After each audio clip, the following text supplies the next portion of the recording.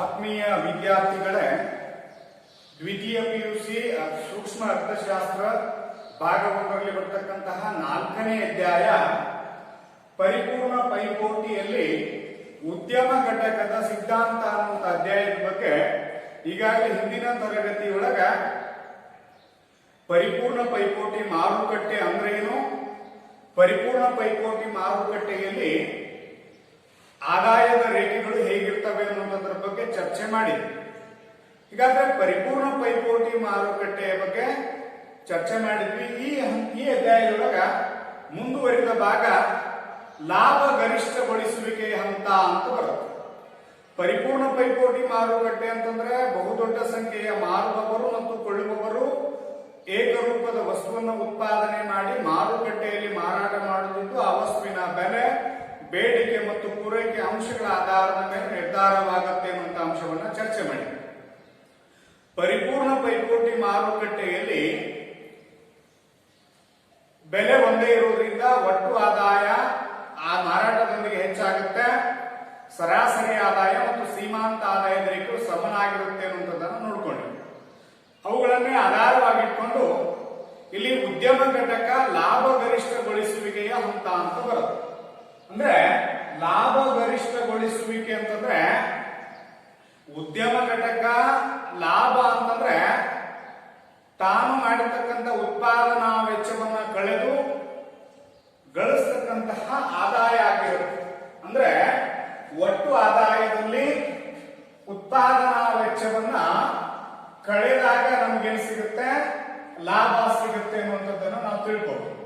ಇಲ್ಲಿ ಪೈ ಅಂತಂದ್ರೆ ಲಾಭದವನ್ನ ಸೂಚಿಸ್ತಕ್ಕಂಥದ್ದು, T R ಅಂತಂದ್ರೆ ಒಟ್ಟು ಆದಾಯದ ಪ್ರಮಾಣವನ್ನ, ಟಿ ಸಿ ಅಂತಂದ್ರೆ ಒಟ್ಟು ಉತ್ಪಾದನಾ ವೆಚ್ಚವನ್ನ ಪ್ರತಿನಿಧಿಸುತ್ತೆ. ಅಂದ್ರೆ ಯಾವುದೇ ಒಂದು ಉದ್ಯಮ ಘಟಕ ಲಾಭವನ್ನ ಲಾಭ ಪಡಿಬೇಕಾದ್ರೆ ತಾನು ತನಗೆ ಬಂದಿರತಕ್ಕ ವಸ್ತುವಿನ ಮಾರಾಟದಿಂದ ಬಂದಿರತಕ್ಕಂತ ಒಟ್ಟು ಆದಾಯದಲ್ಲಿ ಉತ್ಪಾದನೆಗೆ ತಗಲಿರುವಂತಹ ಎಲ್ಲಾ ವೆಚ್ಚಗಳನ್ನ ಕಳೆದಾಗ ಲಭ್ಯವಾಗುವಂತದ್ದೇ ಲಾಭ ಅಂತ ನಾವು ಕರೀತೀವಿ. ಆ ಮೂಲಕ ಒಂದು ಉದ್ಯಮ ಸಂಸ್ಥೆ ಉದಾಹರಣೆಗೆ 50,000 ರೂಪಾಯಿದಷ್ಟು ಆದಾಯವನ್ನ ಪಡೀತಾ ಇದೆ ಅಂತ ಅನ್ಕೊಳ್ಳೋದು. ಆ ಮೂಲಕ ಉದ್ಯಮ ತಾನು ಉತ್ಪಾದನೆ ಮಾಡಿರ್ತಕ್ಕಂಥ ಉತ್ಪಾದನೆಗೆ ತಗಲಿರುವಂತಹ ಖರ್ಚು 30,000 ರೂಪಾಯಿ ಅನ್ಕೊಳ್ಳೋದು. ಹೀಗಾಗಿ ತನಗೆ ತನ್ನ ವಸ್ತುಗಳನ್ನ ಮಾರಾಟ ಮಾಡಿ ಬಂದಿರತಕ್ಕಂಥ ಒಟ್ಟು ಆದಾಯ 50,000. ಅಂದ್ರೆ ಉತ್ಪಾದನೆ ಮಾಡಿ ವಸ್ತುಗಳನ್ನ ಮಾರಾಟ ಮಾಡುವವರೆಗೆ ತಗಲಿರ್ತಕ್ಕಂಥ ಎಲ್ಲಾ ವೆಚ್ಚಗಳನ್ನು ನಾವೇನು ಕರಿತೀವಿ, ಒಟ್ಟು ವೆಚ್ಚ ಅಂತ ಕರಿತೀವಿ. ಹೀಗಾಗಿ ಒಟ್ಟು ಆದಾಯದಲ್ಲಿ ಒಟ್ಟು ವೆಚ್ಚವನ್ನ ಕಳೆದಾಗ ಲಭ್ಯವಾಗುವಂತದ್ದು ಲಾಭ ಅಂತ ಕರಿತೀವಿ. ಇದೇನಿದಾಗುತ್ತೆ, 20,000 ರೂಪಾಯಿ ಲಾಭದ ಪ್ರಮಾಣವನ್ನು ಸೂಚಿಸುತ್ತದೆ. ಅಂದ್ರೆ ಉದ್ಯಮ ಸಂಸ್ಥೆ ತನ್ನ ಒಟ್ಟು ಆದಾಯದಲ್ಲಿ ಉತ್ಪಾದನೆ ತಗಲಿರುವಂತಹ ವೆಚ್ಚವನ್ನ ಕಳೆದಾಗ ಲಭ್ಯವಾಗುವಂತದ್ದೇ ಆದಾಯ ಅಂತ ಕರೀತಾರೆ. ಇಲ್ಲಿ ಲಾಭ ಗರಿಷ್ಠಗೊಳಿಸುವಿಕೆಯ ಹಂತದೊಳಗ ಲಾಭ ಗರಿಷ್ಠಗೊಳಿಸಬೇಕಾದ್ರೆ ಕೆಲವು ಷರತ್ತುಗಳನ್ನ ಕೊಟ್ಟಿದ್ದಾರೆ. ಈಗ ಸುಮಾರು 3 ಷರತ್ತುಗಳನ್ನ ದಾಟಬೇಕಾಗತ್ತೆ. ನಾವು ಇದರಲ್ಲಿ 2 ಷರತ್ತುಗಳ ಬಗ್ಗೆ ನೋಡೋಣ. ಮೊದಲನೇ ಷರತ್ತು, ಬೆಲೆಯು ಸೀಮಾಂತ ವೆಚ್ಚಕ್ಕೆ ಸಮನಾಗಿರಬೇಕು. ಅಂದ್ರೆ ಬೆಲೆ ಅನ್ನುವಂಥದ್ದು ಬೆಲೆ equal to the marginal cost. ಸೀಮಾಂತ ವೆಚ್ಚ ಅಂತಂದ್ರೇನು, ಒಂದು ವಸ್ತುವಿನ ಹೆಚ್ಚುವರಿ ಘಟಕದ ಉತ್ಪಾದನೆಗೆ ತಗಲುವಂತಹ ವೆಚ್ಚ ಸೀಮಾಂತ ವೆಚ್ಚ ಅಂತ ಕರೀತಾರೆ. ಬೆಲೆ ಯಾವಾಗಲೂ ಸೀಮಾಂತ ವೆಚ್ಚಕ್ಕೆ ಸಮನಾಗಿರಬೇಕು. ಅಂದ್ರೆ ಬೆಲೆಯು ಸೀಮಾಂತ ವೆಚ್ಚಕ್ಕೆ ಸಮನಾಗಿರಬೇಕು ಅಂತಂದ್ರೆ ಪರಿಪೂರ್ಣ ಪೈಪೋಟಿ ಮಾರುಕಟ್ಟೆಯಲ್ಲಿ ಹೇಳಿದ್ರು, ಬೆಲೆಯು P equal to the R average revenue equal to the marginal revenue. ಯಾಕಂದ್ರೆ ಪರಿಪೂರ್ಣ ಪೈಪೋಟಿ ಮಾರುಕಟ್ಟೆಯಲ್ಲಿ ಒಂದೇ ರೀತಿಯ ವಸ್ತುವನ್ನ ಮಾರಾಟ ಮಾಡ್ತಾ ಇರೋದ್ರಿಂದ ಆ ವಸ್ತುವಿನ ಬೆಲೆ, ಬೇಡಿಕೆ ಮತ್ತು ಪೂರೈಕೆ ಅಂಶಗಳ ಆಧಾರದ ಮೇಲೆ ನಿರ್ಧಾರವಾಗುವುದರಿಂದ ಬೆಲೆಯು ಸಮನಾಗಿರುತ್ತೆ. ಬೆಲೆ ಸಮನಾಗಿರೋದ್ರಿಂದ ಏನಾಗುತ್ತೆ ಅಂತಂದ್ರೆ ಬೆಲೆ ಸಮನಾದಾಗ ಅಲ್ಲಿ ಬೆಲೆಯ ಜೊತೆಗೆ ಏನಾಗುತ್ತಪ್ಪ ಅಂತಂದ್ರೆ ಸರಾಸರಿ ಆದಾಯ ಮತ್ತು ಸೀಮಾಂತ ಆದಾಯದ ರೇಖೆಗಳು ಸಮನಾಗಿರ್ತವೆ ಅನ್ನುವಂಥದ್ದನ್ನ ನಾವು ನೋಡಿ. ಇಲ್ಲಿ ಬೆಲೆಯು ಸರಾಸರಿ ಆದಾಯ ಮತ್ತು ಸೀಮಾಂತ ಆದಾಯಕ್ಕೆ ಸಮನಾಗಿರೋದ್ರಿಂದ ನೋಡಿ ಪ್ರೈಸ್ ಈಕ್ವಲ್ ಟು ದಿ ಬೆಲೆಯು ಸೀಮಾಂತ ವೆಚ್ಚಕ್ಕೆ ಸಮನಾಗಿರೋದ್ರಿಂದ ಆ ಮೂಲಕ ಸೀಮಾಂತ ಆದಾಯವು ಸೀಮಾಂತ ವೆಚ್ಚಕ್ಕೆ ಸಮನಾಗಿರುತ್ತೆ.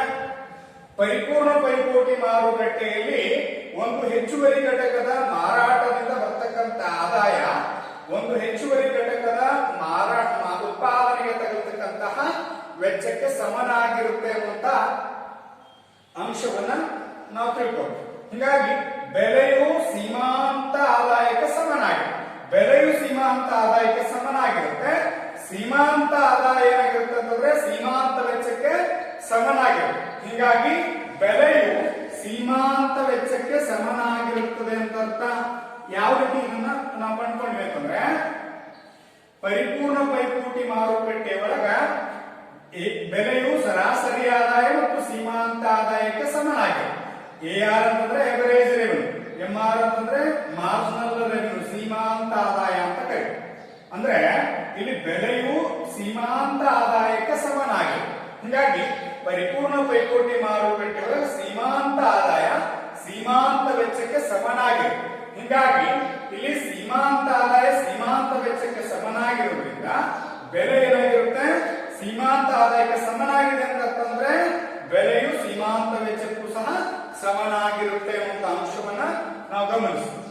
ಇನ್ನ ಎರಡನೇದಾಗಿ ಇಲ್ಲಿ ಇದಕ್ಕೆ ಸಂಬಂಧಪಟ್ಟಂಗ ನಾವು ಅಧ್ಯಯನವನ್ನ ಮಾಡೋದಾದ್ರೆ ಮಾರುಕಟ್ಟೆಯಲ್ಲಿ ಒಂದು ವಸ್ತುವಿನ ಉತ್ಪಾದನೆ ಮಾರಾಟ ಮಾಡಲಿಕ್ಕೆ ತಗಲ್ತಕ್ಕಂಥ ವೆಚ್ಚವನ್ನು ಆಧರಿಸಿ ಸೀಮಾಂತ ಆದಾಯ ಸೀಮಾಂತ ವೆಚ್ಚಕ್ಕೆ ಸಮನಾಗಿರುವಂತಹ ಸನ್ನಿವೇಶವನ್ನು ನಾವು ಗಮನಿಸೋದಾದ್ರೆ ಇಲ್ಲಿ ಒಂದು ವಸ್ತುವಿನ ಉತ್ಪಾದನೆಗೆ ತಗಲ್ತಕ್ಕಂತಹ ವೆಚ್ಚ ವಸ್ತುವಿನ ಬೆಲೆ ಯಾವುದೋ ಒಂದು ವಸ್ತುವನ್ನ 40 ರೂಪಾಯಿಗೆ ಮಾರಾಟ ಮಾಡ್ತೀವಿ ಅಂತಂದ್ರೆ ಆ ವಸ್ತುವಿಗೆ ತಗಲಿರುವಂತಹ ವೆಚ್ಚ ಒಂದು ವೇಳೆ ಕಡಿಮೆ ಇತ್ತಂದ್ರೆ ಬೆಲೆಯು ಹೆಚ್ಚಾಗಿದ್ದು ಸೀಮಾಂತ ವೆಚ್ಚ marginal cost equal to the 30 ರೂಪಾಯಿ ಇತ್ತು ಅಂತಂದ್ರೆ ಇಲ್ಲೇನಾಯ್ತು ಬೆಲೆಗಿಂತ ಸೀಮಾಂತ ವೆಚ್ಚ ಏನಾಗಿದೆ, ಇಲ್ಲಿ ಬೆಲೆ ಹೆಚ್ಚಾಗಿದೆ ಸೀಮಾಂತ ವೆಚ್ಚ ಕಡಿಮೆ ಆಗಿದೆ. ಈ ಸನ್ನಿವೇಶದೊಳಗೆ ಏನಾಗ್ತದೆ ಅಂತಂದ್ರೆ ಬೆಲೆಯು ಹೆಚ್ಚಾದಾಗ ಸೀಮಾಂತ ವೆಚ್ಚ ಕಡಿಮೆ ಇದ್ದಾಗ ಉದ್ಯಮ ಸಂಸ್ಥೆ ಲಾಭವನ್ನು ಗಳಿಸ್ತದೆ.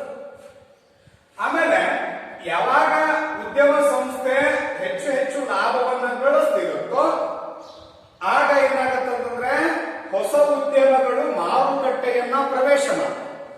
ಆ ಸಂದರ್ಭದೊಳಗ ಹೊಸ ಉದ್ಯಮಗಳು ಮಾರುಕಟ್ಟೆಯನ್ನ ಪ್ರವೇಶ ಮಾಡೋದ್ರಿಂದ ಲಾಭ ಗರಿಷ್ಠಗೊಳಿಸುವಿಕೆ ಹಂತ ಅಂತಂದ್ರೆ ಲಾಭದ ಕೊನೆಯ ರೂಪಾಯಿಯ ಬರುವವರೆಗೆ ಉತ್ಪಾದನಾ ಮಟ್ಟವನ್ನ ಮುಂದುವರಿಸುವುದು ಎಂದರ್ಥ. ಅಂದ್ರೆ ಲಾಭದ ಕೊನೆಯ ರೂಪಾಯಿ ನಮಗೆ ಬರುವವರೆಗೂ ಉತ್ಪಾದನಾ ಮಟ್ಟವನ್ನ ಮುಂದುವರಿಸುವುದು. ಪರಿಪೂರ್ಣ ಪೈಪೋಟಿ ಮಾರುಕಟ್ಟೆಯಲ್ಲಿ ಲಾಭ ಹೆಚ್ಚಾದಂತ ಸನ್ನಿವೇಶದೊಳಗ ಹೊಸ ಉದ್ಯಮಗಳು ಮಾರುಕಟ್ಟೆಯನ್ನ ಪ್ರವೇಶ ಮಾಡ್ತವೆ. ಹೀಗಾಗಿ ಅದು ಉತ್ಪಾದನಾ ಮಟ್ಟವನ್ನ ಇನ್ನೂ ಹೆಚ್ಚು ಉತ್ಪಾದನಾ ಮಟ್ಟವನ್ನ ಮುಂದುವರಿಸಿಕೊಂಡು ಹೋಗ್ತದೆ ಅನ್ನೋದನ್ನ ತೋರಿಸ. ಎಲ್ಲಿಗೆ ಲಾಭ ಗರಿಷ್ಠಗೊಳ್ತದೆ ಅಲ್ಲಿ ಉತ್ಪಾದನಾ ಮಟ್ಟವನ್ನ ಮುಂದುವರಿಸೋದು, ಅದಕ್ಕೂ ಮೀರಿ ಉತ್ಪಾದನಾ ಮಟ್ಟವನ್ನ ಮುಂದುವರಿಸೋದು. ಯಾಕಂದ್ರೆ ಅಲ್ಲಿ ಸೀಮಾಂತ ವೆಚ್ಚ ಆದಾಯಕ್ಕಿಂತ ಸೀಮಾಂತ ವೆಚ್ಚ ಹೆಚ್ಚಾಗೋದ್ರಿಂದ ಅದ್ರ ಬಗ್ಗೆ ಡಯಾಗ್ರಾಮ್ ಅಲ್ಲಿ ಎಕ್ಸ್ಪ್ಲೇನ್ ಮಾಡೋಣ. ಇನ್ನು ಒಂದು ವೇಳೆ ಯಾವುದೇ ಒಂದು ವಸ್ತುವಿನ ಬೆಲೆ 40 ರೂಪಾಯಿನೇ ಇದೆ, ಆ ಮೂಲಕ ಬೆಲೆ ಉತ್ಪಾದನಾ ವೆಚ್ಚದಲ್ಲಾಗುವ ಹೆಚ್ಚಳದ ಮುಖಾಂತರ ಬೆಲೆ ಸೀಮಾಂತ ವೆಚ್ಚ, ಉದಾಹರಣೆಗೆ ಸೀಮಾಂತ ವೆಚ್ಚ 35 ರೂಪಾಯಿಗಳಷ್ಟು ಹೆಚ್ಚಾದರೆ ಆಗ ಬರ್ತಕ್ಕಂಥ ಲಾಭದ ಪ್ರಮಾಣ ಏನಿತ್ತು ಇಲ್ಲಿ 10ರಷ್ಟು ಲಾಭವನ್ನು ನಾವು ಕಾಣ್ತೀವಿ. ಆಮೇಲೆ ಇಲ್ಲಿ ಎಷ್ಟು ಬರ್ತದ ಲಾಭದ ಪ್ರಮಾಣ 5ರಷ್ಟು ಕಾಣ್ತೀವಿ. ಇದು ಸಹಿತ ಲಾಭ ಗರಿಷ್ಠಗೊಳಿಸುವಿಕೆ ಅಂತ. ಯಾಕಂದ್ರೆ ಉತ್ಪಾದನಾ ಮಟ್ಟವನ್ನ ಇನ್ನೂ ಮುಂದುವರಿಸಬಹುದು, ಉದ್ಯಮ ಉತ್ಪಾದನೆಯನ್ನ ಹೆಚ್ಚು ಮಾಡುವಂತಹ ಹಂತವನ್ನ ಸೂಚಿಸುತ್ತದೆ. ಎಲ್ಲಿಗೆ ಉತ್ಪಾದನಾ ಮಟ್ಟ ಗರಿಷ್ಠ ಹಂತವನ್ನು ತಲುಪುತ್ತೋ ಅಲ್ಲಿಗೆ ಉತ್ಪಾದನಾ ಮಟ್ಟ ನಿಲ್ಲಬೇಕು. ಆ ಹಂತವನ್ನ ಲಾಭ ಗರಿಷ್ಠಗೊಳಿಸುವಿಕೆ ಹಂತ ಅಂತ ಕರೀತಾರೆ. ಯಾಕಂತಂದ್ರೆ ಇಲ್ಲಿ ಬೆಲೆ 40 ರೂಪಾಯಿ ಆಗಿದೆ ಅನ್ಕೊಳ್ಳಿ. ಸೀಮಾಂತ ವೆಚ್ಚ ಮಾರ್ಜಿನಲ್ ಕಾಸ್ಟ್ ಈಕ್ವಲ್ ಟು 40. ಬೆಲೆಯು ಸೀಮಾಂತ ವೆಚ್ಚಕ್ಕೆ ಸಮನಾಗುವವರೆಗೆ ಉತ್ಪಾದನಾ ಮಟ್ಟವನ್ನ ಮುಂದುವರಿಸಿಕೊಂಡು ಹೋಗ್ತಾರೆ. ಆ ಮಟ್ಟದೊಳಗ ಇದು ಬೆಲೆಯು ಸೀಮಾಂತ ವೆಚ್ಚಕ್ಕೆ ಸಮನಾಗಿರಬೇಕು ಅಂತ. ಅಂದ್ರೆ ಮಾರುಕಟ್ಟೆಯಲ್ಲಿ ವಸ್ತುವಿನ ಬೆಲೆ 40 ರೂಪಾಯಿ ಅಂದ್ರೆ ಆ ವಸ್ತುವಿನ ಹೆಚ್ಚುವರಿ ಘಟಕದ ಉತ್ಪಾದನೆಗೆ ತಗಲುವ ವೆಚ್ಚ 40 ರೂಪಾಯಿಗೆ ಸಮನಾಗಿದ್ದಾಗ ಇಲ್ಲಿ ಲಾಭ ಗರಿಷ್ಠಗೊಳಿಸುವಿಕೆ ಹಂತವನ್ನು ನಾವು ಕಾಣ್ತೀವಿ. ಇನ್ನ ಎರಡನೇ ಷರತ್ತನ್ನು ನಾವು ಗಮನಿಸೋದಾದ್ರೆ ಲಾಭ ಗರಿಷ್ಠಗೊಳಿಸುವಿಕೆಯ ಮಟ್ಟ Q0 ದಲ್ಲಿ ಲಾಭ ಗರಿಷ್ಠಗೊಳಿಸುವಿಕೆಯ ಮಟ್ಟ ಅಥವಾ Q0 ದಲ್ಲಿ ಸೀಮಾಂತ ವೆಚ್ಚ ಇಳಿಕೆಯಾಗುತ್ತಿರುವುದಿಲ್ಲ. ಯಾವಾಗ ಒಂದು ಹೆಚ್ಚುವರಿ ಘಟಕದ ಉತ್ಪಾದನೆಗೆ ತಗಲುವ ವೆಚ್ಚ ಹೆಚ್ಚಾಗ್ತಾ ಹೋಗ್ತಿರುತ್ತೋ ಆ ಸಂದರ್ಭದಲ್ಲಿ ಅಂದ್ರೆ ಅರ್ಥ ಏನು, ಸೀಮಾಂತ ವೆಚ್ಚ ಇಳಿಕೆಯಾಗ್ತಾ ಇರೋದಿಲ್ಲ. ಎಲ್ಲಿ ಲಾಭ ಗರಿಷ್ಠಗೊಳಿಸುವಿಕೆ ಮಟ್ಟದಲ್ಲಿ ಏನಂತಂದ್ರೆ ಸೀಮಾಂತ ವೆಚ್ಚ ಮಾರ್ಜಿನಲ್ ಕಾಸ್ಟ್ ಕರ್ವ್ ಇಳಿಕೆಯಾಗುತ್ತಿರುವುದಿಲ್ಲ ಅಂತಂದ್ರೆ ಸೀಮಾಂತ ವೆಚ್ಚ ಹೆಚ್ಚುತ್ತಾ ಸಾಕ್ತದಂದ್ರೆ ಹೆಚ್ಚುವ ಪ್ರಕ್ರಿಯೆಯನ್ನು ನಾವು ಇಲ್ಲಿ ಕಾಣ್ತೀವಿ. ಆ ಮೂಲಕ ಇಲ್ಲಿ ಲಾಭ ಗರಿಷ್ಠಗೊಳಿಸುವಿಕೆಯ ಹಂತವನ್ನ ಗಮನಿಸಬೇಕಾದ್ರೆ 3 ಷರತ್ತುಗಳಿದಾವೆ. 3ನೇ ಷರತ್ತು ಅದನ್ನ ಮುಂದಿನ ಕ್ಲಾಸ್ ಒಳಗ ಸರಾಸರಿ ಬದಲಾಗುವ ವೆಚ್ಚಕ್ಕಿಂತ ಬೆಲೆಯು ಹೆಚ್ಚಾಗಿರಬೇಕು ಅಥವಾ ಸಮನಾಗಿರಬೇಕು ಅನ್ನುವಂಥದ್ದು ಬರುತ್ತೆ. ಅದ್ರ ಬಗ್ಗೆ 2 ಡಯಾಗ್ರಾಮ್ ಬರ್ತವೆ. ಅದನ್ನ ಮುಂದಿನ ತರಗತಿಯೊಳಗೆ ಚರ್ಚೆ ಮಾಡೋಣ. ಇಲ್ಲೇನಾಗಿದೆ ಅಂತಂದ್ರೆ ಉದ್ಯಮ ಘಟಕ ಲಾಭ ಗರಿಷ್ಠಗೊಳಿಸುವಿಕೆಯ ಹಂತದೊಳಗ ಒಟ್ಟು ಆದಾಯದಲ್ಲಿ ಒಟ್ಟು ವೆಚ್ಚವನ್ನ ಕಳೆದಾಗ ಲಾಭ ಬರ್ತದೆ. ಬಟ್ ಇಲ್ಲಿ ಲಾಭವನ್ನ ಗರಿಷ್ಠಗೊಳಿಸಬೇಕು ಅಂತಂದ್ರೆ 2 ಷರತ್ತುಗಳು ಅನ್ವಯ ಮಾಡ್ಕೋಬೇಕಾಗತ್ತೆ. ಮೊದಲನೇದು ಬೆಲೆ ಸೀಮಾಂತ ವೆಚ್ಚಕ್ಕೆ ಸಮನಾಗಿರಬೇಕು. ಎರಡನೇದು ಲಾಭ ಗರಿಷ್ಠಗೊಳಿಸುವಿಕೆಯ ಮಟ್ಟ Q0 ದಲ್ಲಿ ಅಂತಂದ್ರೆ ಸೀಮಾಂತ ವೆಚ್ಚ ಇಳಿಕೆಯಾಗುತ್ತಿರುವುದಿಲ್ಲ ಅಂತಂದ್ರೆ ಸೀಮಾಂತ ವೆಚ್ಚ ಹೆಚ್ಚಳವಾಗ್ತಕ್ಕಂತ ಪ್ರಕ್ರಿಯೆ ಇಲ್ಲಿ ಕಂಡು ಬರ್ತದ. ಆ ಮೂಲಕ ಇಲ್ಲಿ ಬೆಲೆಯು ಸೀಮಾಂತ ಆದಾಯಕ್ಕೆ ಸಮನಾಗಿರುತ್ತೆ.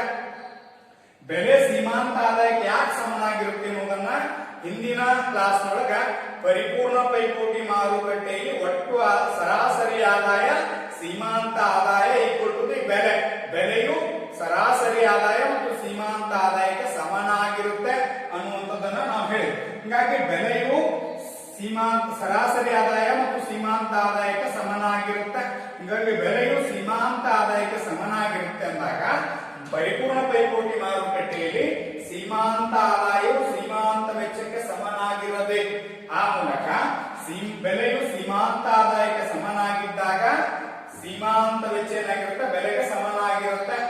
ಆ ಮಟ್ಟದೊಳಗ ಸೀಮಾಂತ ವೆಚ್ಚ ಏನಾಗಬೇಕಂದ್ರೆ ಲಾಭ ಗರಿಷ್ಠಗೊಳಿಸಬೇಕು ಅಂತೊಳಗ ಸೀಮಾಂತ ವೆಚ್ಚ ಇಳಿಕೆಯಾಗಬಾರದು, ಹೆಚ್ಚುತ್ತಿರಬೇಕು. ಆವಾಗ ಮಾತ್ರ ಲಾಭ ಗರಿಷ್ಠಗೊಳಿಸುವಿಕೆ ಹಂತವನ್ನು ನಾವು ಮುಟ್ಲಿಕ್ಕೆ ಸಾಧ್ಯ ಇದೆ. ಆ ಮೂಲಕ ಒಂದು ರೇಖಾಚಿತ್ರವನ್ನು ನಾವು ಗಮನಿಸಿದಾಗ ಇಲ್ಲಿ OX ಅಕ್ಷ ಉತ್ಪನ್ನದ ಪ್ರಮಾಣವನ್ನು ಸೂಚಿಸುತ್ತದೆ. ಆಮೇಲೆ OY ಅಕ್ಷ ಬೆಲೆ ಸೀಮಾಂತ ವೆಚ್ಚವನ್ನ ಸೂಚಿಸುತ್ತದೆ. ಈಗಾಗಲೇ ನಾವು ಹಿಂದಿನ ಅಧ್ಯಾಯದಲ್ಲಿ ಗಮನಿಸಿದಂಗ ಬೆಲೆಯು ಸರಾಸರಿ ಆದಾಯ ಮತ್ತು ಸೀಮಾಂತ ಆದಾಯಕ್ಕೆ ಸಮನಾಗಿರುತ್ತದೆ. ಯಾಕೆ ಸಮನಾಗಿರುತ್ತಂದ್ರೆ ಪರಿಪೂರ್ಣ ಪೈಪೋಟಿ ಮಾರುಕಟ್ಟೆಯಲ್ಲಿ ಬೆಲೆ ಒಂದೇ ರೀತಿ ಇರೋದ್ರಿಂದ ಅಲ್ಲಿ ಬರ್ತಕ್ಕಂತಹ ಸರಾಸರಿ ಆದಾಯ ಆಗಲಿ ಸೀಮಾಂತ ಆದಾಯಗಳೆರಡು ಸಮನಾಗಿರುತ್ತೆ. ಹೀಗಾಗಿ ಬೆಲೆಯು ಸರಾಸರಿ ಆದಾಯ ಮತ್ತು ಸೀಮಾಂತ ಆದಾಯಕ್ಕೆ ಸಮನಾಗಿರೋದ್ರಿಂದ ಪರಿಪೂರ್ಣ ಪೈಪೋಟಿ ಮಾರುಕಟ್ಟೆಯಲ್ಲಿ ಬೆಲೆಯು ಸೀಮಾಂತ ಆದಾಯವು ಸೀಮಾಂತ ವೆಚ್ಚಕ್ಕೆ ಸಮನಾಗಿರುತ್ತೆ. ಹೀಗಾಗಿ ಬೆಲೆಯು ಸೀಮಾಂತ ವೆಚ್ಚಕ್ಕೆ ಸಮನಾಗಿರೋದ್ರಿಂದ P equal to the AR equal to the MR equal to the MC. ಈ ಕರ್ವ್ ಈ ರೀತಿ ಇರಲಿಕ್ಕೆ ಕಾರಣ ಏನು ಅನ್ನೋದನ್ನ ಪರಿಪೂರ್ಣ ಪೈಪೋಟಿ ಮಾರುಕಟ್ಟೆಯಲ್ಲಿ ಆದಾಯದ ರೇಖೆಗಳ ಬಗ್ಗೆ ಚರ್ಚೆ ಮಾಡಿ. ಇನ್ನ ಸೀಮಾಂತ ವೆಚ್ಚ ಇದರ ಬಗ್ಗೆನೂ ವೆಚ್ಚದ ರೇಖೆಗಳ ಬಗ್ಗೆ ಹೇಳುವಾಗ ಸೀಮಾಂತ ವೆಚ್ಚದ ರೇಖೆ ಏನಾಗಿರುತ್ತೆ ಅಂತಂದ್ರೆ ಇಂಗ್ಲಿಷ್ ವರ್ಣಮಾಲೆಯ ಯು ಆಕಾರವನ್ನು ಹೊಂದಿರುತ್ತೆ. ಪ್ರಾರಂಭದೊಳಗ ಸೀಮಾಂತ ವೆಚ್ಚ ಹೆಚ್ಚಿದ ನಂತರ ಕಡಿಮೆ ಆಗ್ತಾ ನಂತರ ಹೆಚ್ಚಾಗ್ತಕ್ಕಂಥ ಪ್ರಕ್ರಿಯೆಯನ್ನು ಅದರ ಬಗ್ಗೆ ಒಂದು ಲೆಕ್ಕಾಚಾರವನ್ನು ಮಾಡಿ ಉತ್ಪಾದನೆ ಮತ್ತು ವೆಚ್ಚದ ಅಧ್ಯಾಯದೊಳಗೆ ಅದನ್ನು ಚರ್ಚೆ ಮಾಡಿ. ಹಿಂಗಾಗಿ ಇಲ್ಲಿ ಸೀಮಾಂತ ವೆಚ್ಚ ಅನ್ನುವಂಥದ್ದು ಎಂಸಿ ಅಂತಂದ್ರೆ ಸೀಮಾಂತ ವೆಚ್ಚವನ್ನ ಸೂಚಿಸುತ್ತದೆ. ಅಂದ್ರೆ ಒಂದು ವಸ್ತುವಿನ ಹೆಚ್ಚುವರಿ ಘಟಕದ ಉತ್ಪಾದನೆಗೆ ತಗಲುವ ವೆಚ್ಚ ಅಂತ ಏನ್ ಕರಿತೀವಲ್ಲ ಆ ಸೀಮಾಂತ ವೆಚ್ಚದ ರೇಖೆ ಎಂಸಿ ಆಗಿರುತ್ತೆ. ಇಲ್ಲಿ ಬೆಲೆಯು ಸರಾಸರಿ ಆದಾಯ ಸೀಮಾಂತ ವೆಚ್ಚಕ್ಕೆ ಸಮನಾಗಿರುತ್ತೆ. ಹಾಗಾದ್ರೆ ಉದ್ಯಮ ಘಟಕ OQ1 ಉತ್ಪಾದನಾ ಮಟ್ಟ ಲಾಭ ಗರಿಷ್ಠಗೊಳಿಸುವಿಕೆಯ ಹಂತವೇ ಅಂತಂದಾಗ ಯಾಕಂದ್ರೆ ಇಲ್ಲಿ ಲಾಭ ಗರಿಷ್ಠಗೊಳಿಸಬೇಕಾದ್ರೆ ಈ ಎರಡು ಷರತ್ತುಗಳು ಅನ್ವಯ ಆಗಿರಬೇಕು. ಮೊದಲನೇದೇನಾಗಿದೆ ಅಂತಂದ್ರೆ ಲಾಭ ಗರಿಷ್ಠಗೊಳಿಸುವ ಹಂತ ಎ ಬಿಂದುವಿನೊಳಗೆ ಏನಾಗಿದೆ ಅಂತಂದ್ರೆ ಬೆಲೆಯು ಸೀಮಾಂತ ವೆಚ್ಚಕ್ಕೆ ಸಮನಾಗಿರಬೇಕು ಅಂತಂದ್ರೆ ಇಲ್ಲಿ ಏನಾಗಿದೆ ಈ ಹಂತದೊಳಗ ಬೆಲೆ ಸೀಮಾಂತ ವೆಚ್ಚಕ್ಕೆ ಸಮನಾಗಿದೆ. ಆದ್ರೆ ನೋಡ್ರಿ ಬೆಲೆಯು ಸೀಮಾಂತ ವೆಚ್ಚಕ್ಕೆ ಸಮನಾಗಿರಬೇಕು. ಆಮೇಲೆ ಎರಡನೇ ಹಂತ ಲಾಭ ಗರಿಷ್ಠಗೊಳಿಸುವಿಕೆಯ ಮಟ್ಟ Q0ದಲ್ಲಿ ಸೀಮಾಂತ ವೆಚ್ಚ ಇಳಿಕೆಯಾಗುತ್ತಿರುವುದಿಲ್ಲ.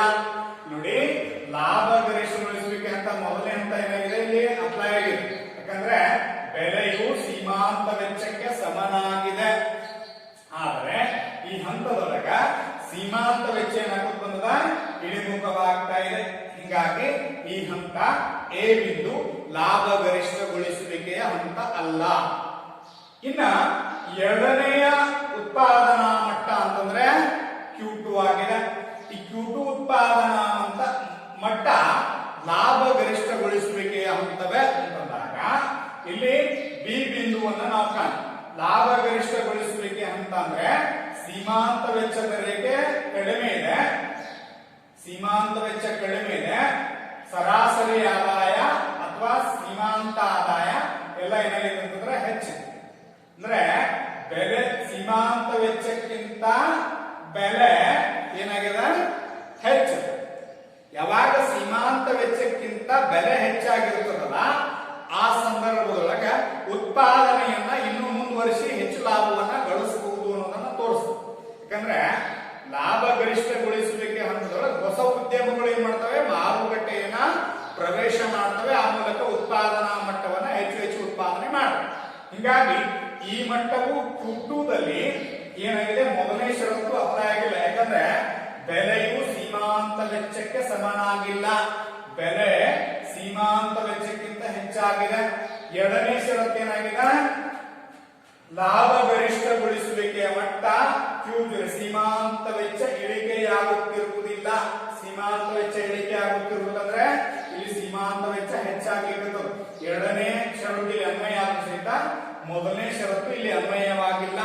ಹೀಗಾಗಿ ಯಾಕೆ ವೆಚ್ಚ ಕಡಿಮೆ ಇದ್ರು ಆದಾಯ ಜಾಸ್ತಿ ಇದ್ರು ಯಾಕೆ ಇದು ಲಾಭ ಗರಿಷ್ಠಗೊಳಿಸುವಿಕೆ ಹಂತ ಅಲ್ಲ ಅಂತಂದ್ರೆ ಉತ್ಪಾದನೆ ಇನ್ನೂ ಮಾಡಬಹುದು ಅನ್ನೋದನ್ನ ಸೂಚಿಸುತ್ತೆ. ಎಲ್ಲಿ ಲಾಭದ ಕೊನೆಯ ರೂಪಾಯಿ ನಮಗೆ ಸಿಗುವವರೆಗೂ ನಾವು ಉತ್ಪಾದನೆಯನ್ನು ಮುಂದುವರಿಸ್ತೀವಲ್ಲ ಆ ಕೊನೆಯ ಹಂತ ಏನದಲ್ಲ ಪರಿಪೂರ್ಣ ಪೈಪೋಟಿ ಮಾರುಕಟ್ಟೆಯಲ್ಲಿ ಲಾಭ ಗರಿಷ್ಠಗೊಳಿಸುವಿಕೆ ಹಂತ.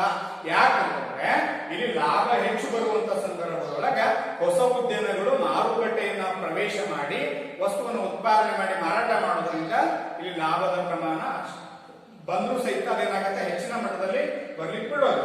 ಇನ್ನ Q3 ಮಟ್ಟ ಏನಿದೆಲ್ಲ ಇದು ಸಹಿತ ಮೊದಲನೇ ಷರತ್ತು ಏನದಲ್ಲ ಬೆಲೆಯು ಸೀಮಾಂತ ವೆಚ್ಚಕ್ಕೆ ಸಮನಾಗಿರಬೇಕು ಅಂತದ. ಇಲ್ಲಿ ಬೆಲೆ ಇಲ್ಲದ ಸೀಮಾಂತ ವೆಚ್ಚದ ರೇಖೆ ಇಲ್ಲದ. ಹೀಗಾಗಿ ಮೊದಲನೇ ಷರತ್ತು ಇಲ್ಲಿ ಅನ್ವಯ ಆಗಿಲ್ಲ. ಎರಡನೇ ಷರತ್ತು ಯಾವುದು ಅಂತಂದ್ರೆ ಸೀಮಾಂತ ವೆಚ್ಚ ಇಳಿಕೆಯಾಗುತ್ತಿರುವುದಿಲ್ಲ ಅಂತ ಕೊಟ್ಟರು. ಆದ್ರೆ ಇಲ್ಲಿ ಸೀಮಾಂತ ವೆಚ್ಚ ಇಳಿಕೆಯಾಗುವುದಿಲ್ಲ ಅಂತಂದ್ರೆ ಹೆಚ್ಚಾಗ್ತದೆ.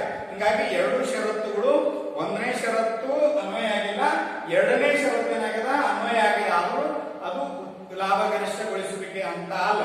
ಇನ್ನ ಮೂರನೆಯ ಜೊತೆಗೆ OQ4 ಉತ್ಪಾದನಾ ಮಟ್ಟದಲ್ಲಿ ಏನಾಗಿದೆ ಅನ್ನೋದನ್ನ ನಾವು ಗಮನಿಸೋಣ. OQ4 ನಲ್ಲಿ ಡಿ ಬಿಂದುವಿನೊಳಗೆ ಏನಾಗಿದೆ ಅಂತಂದ್ರೆ ಸೀಮಾಂತ ವೆಚ್ಚವು ಬೆಲೆಯು ಸೀಮಾಂತ ವೆಚ್ಚಕ್ಕೆ ಸಮನಾಗಿದೆ. ಅಂದ್ರೆ ಇಲ್ಲಿ ಮೊದಲನೇ ಷರತ್ತು ಏನದಲ್ಲ ಇಲ್ಲಿ ನೋಡಿ ಬೆಲೆ ಸೀಮಾಂತ ವೆಚ್ಚದ ರೇಖೆ ಸಂಧಿಸಿರ್ತಕ್ಕಂಥ ಬಿಂದು ಡಿ ಬಿಂದು, ಬೆಲೆಯು ಸೀಮಾಂತ ವೆಚ್ಚಕ್ಕೆ ಸಮನಾಗಿದೆ. ಮೊದಲನೇ ಷರತ್ತು ಇಲ್ಲಿ ಅನ್ವಯ ಆಗಿದೆ. ಇನ್ನು ಎರಡನೇ ಷರತ್ತು ಯಾವಪ್ಪ ಅಂತಂದ್ರೆ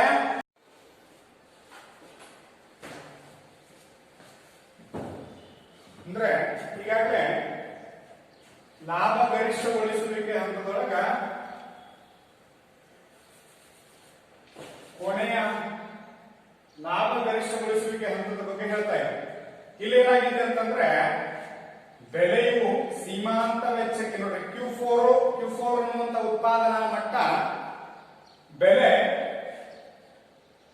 OP ಮಟ್ಟದ ಬೆಲೆಯಲ್ಲಿ OQ ಪ್ರಮಾಣದ ಉತ್ಪಾದನಾ ಮಟ್ಟ OQ4 ಅದ. ಇಲ್ಲಿ ಏನಾಗಿದೆ ಅಂದ್ರೆ ಬೆಲೆಯು ಸೀಮಾಂತ ವೆಚ್ಚಕ್ಕೆ ಸಮನಾಗಿದೆ ಡಿಬಿಂದು ನೋಡಿ. ಹೀಗಾಗಿ ಮೊದಲನೇ ಷರತ್ತಿಲ್ಲಿ ಅನ್ವಯ ಆಗಿದೆ. ಇನ್ನು ಎರಡನೇ ಷರತ್ತು ಯಾವಪ್ಪ ಅಂತಂದ್ರೆ ಲಾಭ ಗರಿಷ್ಠಗೊಳಿಸುವಿಕೆ ಮಟ್ಟ Q0ದಲ್ಲಿ ಸೀಮಾಂತ ವೆಚ್ಚ ಇಳಿಕೆಯಾಗುತ್ತಿರುವುದಿಲ್ಲ ಅಂತಂದ್ರೆ ಇಲ್ಲಿ ಸೀಮಾಂತ ವೆಚ್ಚ ಏನಾಗಿದೆ ಹೆಚ್ಚಾಗ್ತಾ ಹೋಗಿದೆ. ಹೀಗಾಗಿ ಎರಡು ಸನ್ನಿವೇಶಗಳು ಇಲ್ಲಿ ಇರೋದ್ರಿಂದ ಈ ಡಿ ಬಿಂದು ಏನಿದೆ ಅಲ್ಲ ಬೆಲೆಯು ಸೀಮಾಂತ ವೆಚ್ಚಕ್ಕೆ ಸಮನಾಗಿದೆ, ಜೊತೆಗೆ ಲಾಭ ಗರಿಷ್ಠಗೊಳಿಸುವಿಕೆಯ ಮಟ್ಟದೊಳಗ ಸೀಮಾಂತ ವೆಚ್ಚ ಇಳಿಕೆಯಾಗುತ್ತಿಲ್ಲ ಅಂತಂದ್ರೆ ಹೆಚ್ಚಾಗ್ತಾ ಇದೆ ಅನ್ನುವಂತ ಸನ್ನಿವೇಶವನ್ನ ಇಲ್ಲಿ ನಾವು ಕಾಣ. ಇದಕ್ಕೂ ಮುಂದೆ ಈ ಮಟ್ಟದೊಳಗೆ ಏನಾಗುತ್ತೆ ಅಂದ್ರೆ ಉತ್ಪಾದನಾ ಮಟ್ಟವನ್ನ ನಿಲ್ಲಿಸ್ಬಿಡ್ತಾರೆ. ಅದಕ್ಕೂ ಮೀರಿ ಮುಂದೆ ಉತ್ಪಾದನಾ ಮಟ್ಟವನ್ನ ಮುಂದುವರಿಸಿದ್ರಪ್ಪ ಅಂತಂದ್ರ ಅವಾಗ ಉತ್ಪಾದಕರಿಗೆ ನಷ್ಟ ಆಗುವಂತ ಸಾಧ್ಯತೆ ಇರ್ತದೆ. ಫಾರ್ ಎಕ್ಸಾಂಪಲ್ ಇದು OQ4 ಅಲ್ಲಿ ಏನಾಗಿದೆ Q0 ಅಂತ ಕೊಟ್ಟಿವಿ. ಇಲ್ಲಿ 1, Q1, Q2, Q3, Q4, Q5, Q6 ಈ ರೀತಿ ಇರೋದ್ರಿಂದ ಅದನ್ನ Q0 ಅಂತ ಹೇಳಿ ನಾವು ಅನ್ಕೊಂಡಿವಿ. ಅಂದ್ರೆ ಈ Q0 ಮಟ್ಟದೊಳಗೆ ಲಾಭ ಗರಿಷ್ಠಗೊಳಿಸುವಿಕೆಯನ್ನ ಇನ್ನೊಂದು ಡಯಾಗ್ರಾಮ್ ನಾವು ಕಾಣ್ತೀವಿ. ಇಲ್ಲಿ ಸೀರಿಯಲ್ ಇರೋದ್ರಿಂದ Q1, Q2, Q3, Q4, Q5, Q6 ಈ ರೀತಿ ನಾವು ತಗೊಂಡ್ವಿ. ಇಲ್ಲಿ ಏನಾಗಿದೆ ಅಂತಂದ್ರೆ ಒಂದು ವೇಳೆ Q5 ಅಷ್ಟು ಉತ್ಪಾದನಾ ಮಟ್ಟವನ್ನ ಮುಂದುವರಿಸಿದ್ರೆ ಆಗ ಸೀಮಾಂತ ವೆಚ್ಚ ಬೆಲೆಗೆ ಸಮನಾಗಿಲ್ಲ, ಯಾಕಂದ್ರೆ ಸೀಮಾಂತ ವೆಚ್ಚ ಬೆಲೆಗಿಂತ ಹೆಚ್ಚಾಗಿದೆ. ಆಮೇಲೆ Q6 ಅಲ್ಲಿ ಸಹಿತ ಬೆಲೆ ಇಲ್ಲದ ಸೀಮಾಂತ ವೆಚ್ಚದ ಪ್ರಮಾಣ ಇಲ್ಲದ, ಆ ಮೂಲಕ ಬೆಲೆಯು ಸೀಮಾಂತ ವೆಚ್ಚಕ್ಕಿಂತ ಹೆಚ್ಚಾಗಿದೆ. ಆ ಮೂಲಕ ಜೊತೆಗೆ ಸೀಮಾಂತ ವೆಚ್ಚ ಹೆಚ್ಚಾಗಿದೆ. ಇಲ್ಲಿ ಎರಡನೇ ಷರತ್ತು ಅನ್ವಯ ಆದರೂ ಸಹಿತ ಮೊದಲನೇ ಷರತ್ತು ಬೆಲೆ ಸೀಮಾಂತ ವೆಚ್ಚಕ್ಕೆ ಸಮನಾಗಿದೆ. ಹೀಗಾಗಿ ಬೆಲೆಯುಗಿಂತ ಸೀಮಾಂತ ವೆಚ್ಚ ಹೆಚ್ಚಾದಂತ ಸಂದರ್ಭದೊಳಗ ಉದ್ಯಮ ಈ ಮಟ್ಟದ ನಷ್ಟವನ್ನು ಅನುಭವಿಸಬೇಕಾಗತ್ತೆ. ಇ ಮತ್ತು ಎಫ್ ಬಿಂದುವಿನಲ್ಲಿ ನಷ್ಟದ ಪ್ರಮಾಣವನ್ನು ನಾವು ಕಾಣ. ಹೀಗಾಗಿ ಉದ್ಯಮ ಒಟ್ಟಿನಲ್ಲಿ ಲಾಭ ಗರಿಷ್ಠಗೊಳಿಸಬೇಕಾದ್ರೆ ಬೆಲೆಯು ಸೀಮಾಂತ ವೆಚ್ಚಕ್ಕೆ ಸಮನಾಗಿರಬೇಕು. ಎರಡನೇದಾಗಿ ಲಾಭ ಗರಿಷ್ಠಗೊಳಿಸುವಿಕೆ ಹಂತದಲ್ಲಿ ಸೀಮಾಂತ ವೆಚ್ಚ ಅನ್ನುವಂಥದ್ದು ಹೆಚ್ಚುತ್ತಾ ಇರಬೇಕು, ಇಳಿಕೆಯಾಗ್ತಿರಬಾರದು ಅನ್ನುವಂಥ ಅಂಶವನ್ನ ನಾವು ತಿಳ್ಕೊಂಡ್ವಿ. ಲಾಭ ಗರಿಷ್ಠಗೊಳಿಸುವಿಕೆಯ ಮೂರನೆಯ ಷರತ್ತು ಏನದಂತಂದ್ರೆ ಅದನ್ನು ಮುಂದಿನ ಕ್ಲಾಸ್ ನಾವು ಚರ್ಚೆ ಮಾಡೋಣ ಅಂತ ಹೇಳ್ತಾ ಈ ಕ್ಲಾಸ್ ಧನ್ಯವಾದ.